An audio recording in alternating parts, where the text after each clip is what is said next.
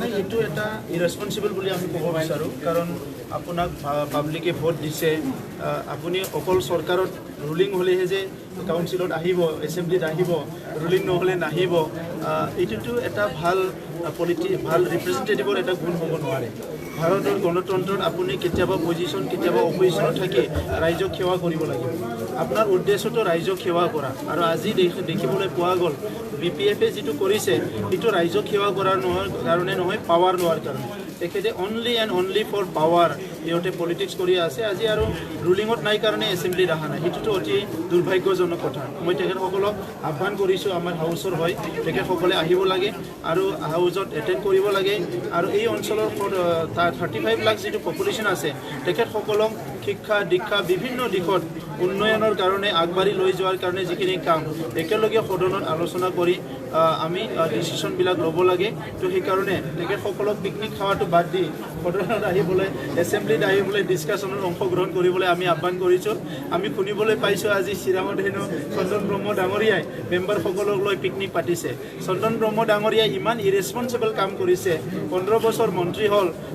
MLA হ'ল তেখেতে আগতে ইয়াতে ডেপুটি চিফ হৈ গ'ল তেখেতে সংসদীয় ৰাজনীতিত ইমান দিন থাকিল আৰু সেই মানুহজনে আজি যে ইমান ইৰেছপনচিবল বিহেভ কৰিছে সেইটোৱে অসমৰ ৰাইজৰ BTR-ৰ ৰাইজে আজি বুজি পাবলৈ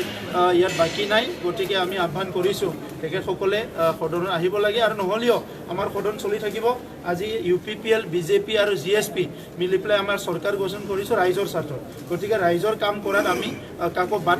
বাদ চাই নাথাকোঁ আমাৰ কাম আমি কৰি যাম EM বৃদ্ধি কৰা কি কাৰণ হয়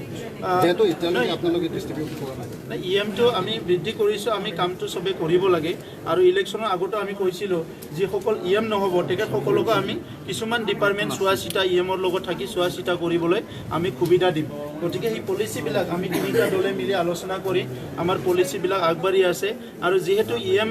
বৃদ্ধি কৰাৰ সুবিধা আছে সংবিধানত ব্যৱস্থা আছে এইকাৰণে আজি EMটো বৃদ্ধি কৰাৰ কাৰণে আমি ডিচিশ্যন লৈছোঁ আৰু এতিয়া আমি প্ৰায় 1800 কোটি টকাৰ যিটো বাজেট সেইটো আমি লে কৰিছোঁ আজি পাছ কৰিছোঁ আৰু ইয়াত কিছুমান অলৰেডি টকা অলপ বাকী আছে খৰচ কৰিবলৈ সেইটো আমি ষ্টেট গভৰ্ণমেণ্টৰ পৰা পইচাখিনি পোৱাৰ লগে লগে আমি খৰচ কৰিম আৰু বিশেষকৈ আমাৰ শিক্ষা হেল্থ এগ্ৰিকালচাৰ আৰু ইনফ্ৰাষ্ট্ৰাকচাৰ যিটো নেকি ৰুৰেল ৰোড গাঁৱত মানুহ বাৰিষা হ'লে আহিবলৈ নোৱাৰে সেই শিতানবিলাকত আমি বেছিকৈ ব্যৱহাৰ কৰিম বুলি ভাবিছোঁ আৰু ইয়াৰ লগতে শিক্ষাটো এটা স্পেচিয়েলি এটেনশ্যন দিয়া হ'ব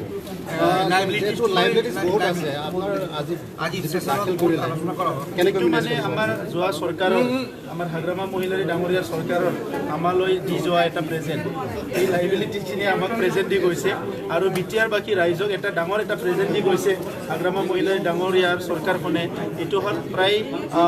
2300 কোটি টকাৰ লাইবিলিটিছ আমাক প্ৰেজেণ্ট দি গৈছে তো সেইটো এটা ডাঙৰ এটা ভুল কৰি থৈ গৈছে ডাঙৰ এটা ইৰেছপনচিবল কাম কৰি থৈ গৈছে যোৱা চৰকাৰখনে এইখন এখন কাউন্সিল হয় ইয়াত ৰেভিনিউ খুব সীমিত থাকে তাৰ স্বত্তেও যে তেখেতসকলে ইমান লাইবিলিটি কৰি থৈ গৈছে এইটো আমাৰ ৰাইজক হাৰাশাস্তি কৰা হৈছে আৰু সেইকাৰণে আজি ৰাইজে জানক বুলি আমি সদনত এইটো মানে আমাৰ হোৱাইট পেপাৰটো আমি প্ৰেজেণ্ট কৰিছোঁ আৰু আপোনালোকে এইটো গোটেই পাই যাব কি বিভিন্ন ডিপাৰ্টমেণ্টত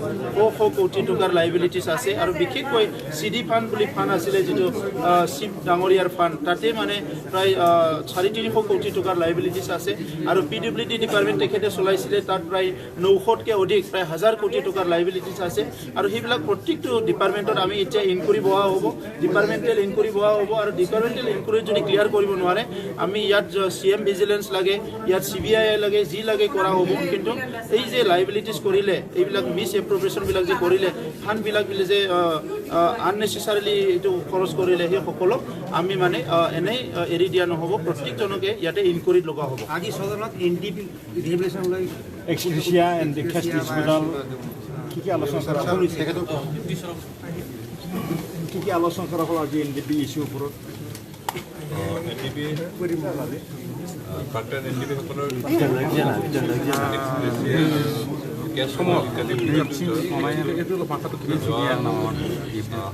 যোৱা বছৰ 27 জানুৱাৰী BTR চুক্তি হ'ল চুক্তিৰ এটা আৰু সেই বিষয়টো আমি অসম চৰকাৰৰ ইতিমধ্যে আলোচনা কৰিছোঁ ভাৰত চৰকাৰৰ গৃহমন্ত্ৰী ডাঙৰ ডাঙৰ আলোচনা কৰিছোঁ আৰু আলোচনাৰ মৰ্মে এটা সিদ্ধান্ত হ'ল যে